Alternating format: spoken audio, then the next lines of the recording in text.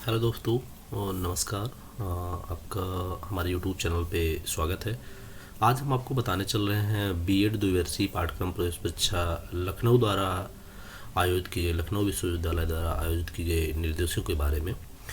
BEd द्विवर्षीय जो BEd द्विवर्षीय है, इसके लिए थोड़ा लोगों में कन्फ्यूजन बना हुआ था कि ये द्विवर्षीय होगा या फिर जो है एक वर्ष का होगा। थोड़ा सा लोग कंफ्यूज थे इस चीज़ को लेके।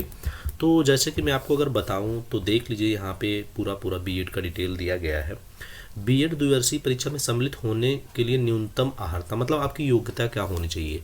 तो इसकी योग्यता बेसिकली आप लोग जानते हैं कि सबसे पहले ये होना चाहिए कि आपका ग्रेजुएशन होना चाहिए, और ग्रेजुएशन में 50% मतलब ग्रेजुएशन में कम से कम 50% मार्क्स होने चाहिए। अगर मैं बात करूं ग्रेजुएशन में 50% मार्क्स की, जैसे बीए है, बीटेक है या इस तरीके का कोई भी पाठ्यक्रम आपने किया है, तो आपका कम से कम 50% मार्क्स होना चाहिए। जैसे कि यहाँ पे आप देख रहे हैं, ये न्यूनतम 50% यहाँ पे दिया गया है। दूसरी चीज़, अब मान लीजिए ये तो बीएड का योग्यता की बात हो गई। अब हम आते हैं कि बीएड की डेट कब, कौन सा फॉर्म कब डेट है। तो बीएड की ऑनलाइन जो प्रक्रिया स्टार्ट होगी, प्रारंभिक तिथि वो 18/2/2021 से स्टार्ट होगी। ऑनलाइन आवेदन पत्र की अंतिम तिथि 15/3/2021। अब ये डेट तो अभी निर्धारित नहीं है कि बढ़ेगी घटेगी, लेकिन मैं आप लोगों से ये रिक्वेस्ट करूंगा कि इस डेट तक अपने फॉर्म को कंप्लीट कर लीजिए। हाँ, विलम्ब शुल्क सहित फॉर्म की डेट 22 तारीख तक रहेगी, 22 मार्च तक। और प्रवेश पत्र डाउनलोड करने की इसकी सारी तिथि दी गई है। प्रवेश पत्र डाउनलोड करने की तिथि 10/5/2021। प्रवेश तिथि प्रवेश परीक्षा की संभावित तिथि है, ये कंफर्म तिथि नहीं होती है, ये डेट बदलती रहती है। और अगर हम बात करें इस परीक्षा के शुल्क की, बीएड में जो मतलब फॉर्म आप भरते हैं उसके शुल्क की, तो ओबीसी छात्रों के लिए, जो जैसे यादव हैं, कुर्मी हैं और आपका इधर प्रजापति हैं, ये सब जो कास्टें हैं इन सब के लिए, और जनरल जो बंधु जैसे फॉरवर्ड पंडित हैं, ठाकुर हैं, ये सब के लिए 1500 रुपये शुल्क निर्धारित किया गया है। जबकि इसी में अगर हम अनुसूचित जात की बात करें, जैसे एससी, चमार, पासी, ये सब जो जाते हैं, इन सब के लिए जो है 750 रुपये शुल्क निर्धारित किया गया है। विलम्ब शुल्क आप देख सकते हैं कि 1500 में 500 प्लस होगा, मतलब जो जनरल और ओबीसी की फीसें हैं उसमें 500 प्लस होगा, और जो अनुसूचित जातियां हैं उसमें 250 प्लस होगा। तो इस तरीके से विलम्ब शुल्क के साथ मैं यही कहूँगा कि विलम्ब शुल्क का वेट ना करें, आप अपना फॉर्म टाइमली भर दें। और इसकी जो मतलब जो साइट है, मुख्य साइट है, वो है LKOUNIVAC वेबसाइट पर उपलब्ध है। अब बात आती है कि प्रिंट आउट भेजने की बात। प्रिंट आउट दोस्तों इसका भेजना नहीं पड़ता है, फॉर्म प्रॉपर तरीके से भरिए। हाँ, ये है फॉर्म को भरते समय आपको ध्यान देना है कि कोई भी त्रुटि ना हो। अगर त्रुटि होती है तो इस फॉर्म में कोई भी त्रुटि होती है तो उसे आप संशोधन नहीं कर सकते हैं, और अगर ये त्रुटि बनी रह जाती है तो जाहिर सी बात है ये त्रुटि आपके बीएड के सत्र में भी रहेगी, क्योंकि समस्या तब भी आपको रहेगी। तो अब हम बताते हैं ऑनलाइन प्रक्रिया में क्या होता है। प्रत्येक ऑनलाइन आवेदन पत्र पर कंप्यूटर जनित 11 अंकों की एक संख्या अंकित होती है, जो पंजीकरण संख्या होती है, जिसे बीएड प्रवेश हेतु प्रवेश में किया जाने वाला पत्राचार नंबर भी कहा जाता है। ऑनलाइन आवेदन पत्र द्वारा की गई कुछ प्रविष्टियां, उसे कोई त्रुटि होती है तो परीक्षा फॉर्म भरने की अंतिम तिथि के पश्चात 4 दिनों के अंदर त्रुटि को संशोधन कर सकेगा। लेकिन कंडीशन ये है कि रजिस्ट्रेशन के टाइम पे हुई त्रुटियां संशोधन नहीं होगी। अब कौन कौन सी त्रुटि आप सुधार सकते हैं, जैसे कौन कौन सी त्रुटि आप सुधार सकते हैं, जैसे गलती क्या क्या।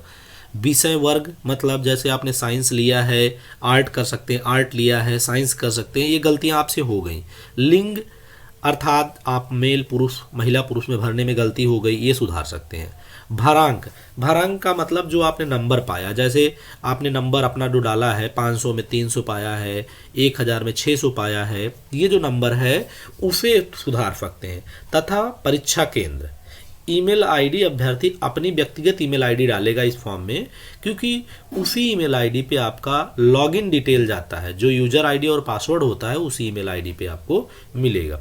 मोबाइल नंबर भी आपको अपना पर्सनल ही रखना है, क्योंकि इस मोबाइल नंबर पे जब आप काउंसलिंग करने लगेंगे तो ओटीपी जाती है, और बिना ओटीपी के आपका फॉर्म काउंसलिंग करने में असुविधा करेगा।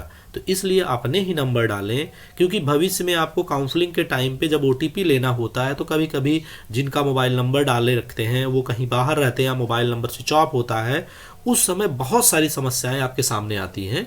इसलिए इस तरीके की समस्या से बचने के लिए कोशिश ये करिए कि आप अपना अथवा अपने परिवार का नंबर डालें जो मोबाइल आपकी कस्टडी में हो। ठीक है, तो आगे बढ़ते हैं दोस्तों। बीएड द्वितीय वर्ष 21-23 सत्र की बात की जाएगी। बहुत लोगों ने कन्फ्यूजन पाला था कि बीएड 2 वर्ष का हो जाए और 4 वर्ष का हो जाएगा, 1 वर्ष का हो जाएगा, लेकिन ऐसी कोई बात नहीं है। अभी सत्र मेंटेन है, 21 से 23 ही ये सत्र चलने वाला है। अब आते हैं अगर हम ऑनलाइन के पंजीकरण सिस्टम पे, तो ऑनलाइन का प्रथम चरण जो होगा वो ऑनलाइन पंजीकरण होगा। पंजीकरण के उपरांत आपको एक ID और पासवर्ड मिल जाता है। द्वितीय चरण में आवेदन पत्र को पूरी तरीके से भरना होता है। फिर उसके बाद तृतीय चरण में आप फॉर्म की पेमेंट करते हैं। पेमेंट करने के बाद आप प्रिंट आउट ले लेते हैं और प्रिंट आउट की प्रति अपने पास रखते हैं जो परीक्षा के टाइम पे काम आती है। तो प्रथम चरण में जैसे पंजीकरण जब आप करते हैं तो उस टाइम पे क्या क्या करना है वो मैं आपको बता रहा हूँ। ऑनलाइन पंजीकरण हेतु कैंडिडेट रजिस्ट्रेशन पर क्लिक करिए। एक ऑप्शन होता है जहाँ पे कैंडिडेट रजिस्ट्रेशन लिखा रहेगा, आप वेबसाइट खोलेंगे उस पर कैंडिडेट रजिस्ट्रेशन लिखा रहेगा, उस पर आप क्लिक करिएगा। ऑनलाइन पंजीकरण आवेदन की प्रविष्टियों को भरने जहाँ जहाँ स्टार लगा हुआ है, स्टार का मतलब आपको वो चीज़ भरना ही भरना है, बिना उसके भरे आप फॉर्म को आगे नहीं ले जा पाएंगे। बहुत सारे कॉलम होते हैं जहाँ पे स्टार लगे होते हैं, तो आपको विशेष रूप से ध्यान देना है, उसे भरना ही भरना है। और अपनी प्रविष्टियों को पूर्ण करने के पश्चात सही जांच कर लें, मतलब जो चीज़ आप भर रहे हैं उसे देख लें, क्योंकि कभी कभी होता है फॉर्म भरते समय फॉर्म के जो अपना जिसके अंदर आप टाइप करते हो जो बॉक्स बना होता है वो छोटा होता है, तो आपका बहुत सारा टेक्स्ट अंदर चला जाता है। तो आप उसे चेक करने के लिए कॉपी करके नोटपैड पे पेस्ट करके चेक कर लिया करिए, हाँ सारी चीज़ सही है कि नहीं सही है, चूँकि कहीं गलती हो गई तो फिर आपके फॉर्म में प्रॉब्लम हो सकती है। इसके बाद 11 अंकों का जब नंबर जारी हो जाएगा तो पंजीकरण करने के पश्चात आवेदन पत्र पूरी तरीके से सबमिट एप्लीकेशन नहीं माना जाता है। अब उसके बाद आप पंजीकरण संख्या और पासवर्ड एवं जन्मतिथि भर के फिर से लॉगिन करते हैं, जो द्वितीय चरण पर ले जाता है, और उस पर मांगी गई सारी डिटेल को भरने के बाद आप तृतीय चरण में जाते हैं। तृतीय चरण में आप क्या कर पाएंगे कि फॉर्म को पेमेंट करेंगे। फॉर्म को पेमेंट करने के बाद आपको एक प्रिंट आउट मिलेगा, उस प्रिंट आउट में संपूर्ण डिटेल होगी जिसे आप सुरक्षित रख लेंगे। अब अगर बात करें कि हाई स्कूल जैसे फॉर्म भरने के लिए क्या क्या चाहिए, तो फॉर्म भरने के लिए दोस्तों high school, inter, BA minimum ये 3 रिक्वायरमेंट होती है। और आपके जो अदर डॉक्यूमेंट की अगर हम बात करें, आधार कार्ड, जाति प्रमाण पत्र, निवास प्रमाण पत्र और आय प्रमाण पत्र की ज़रूरत यहाँ पे पड़ती है। और इन सभी डॉक्यूमेंटों के साथ आपका फ़ोटो और आपका सिग्नेचर वो अत्यंत आवश्यक होता है।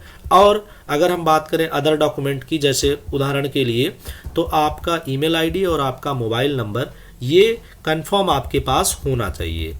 ठीक दोस्तों, तो आज मैं आपको बताया कि फॉर्म कैसे भरा जाएगा और क्या तरीका इसका है, आप कैसे कैसे फॉर्म को अप्लाई करेंगे और कहाँ पे कोई भी गलती अगर आप करते हैं तो उससे बचा कैसे जाए।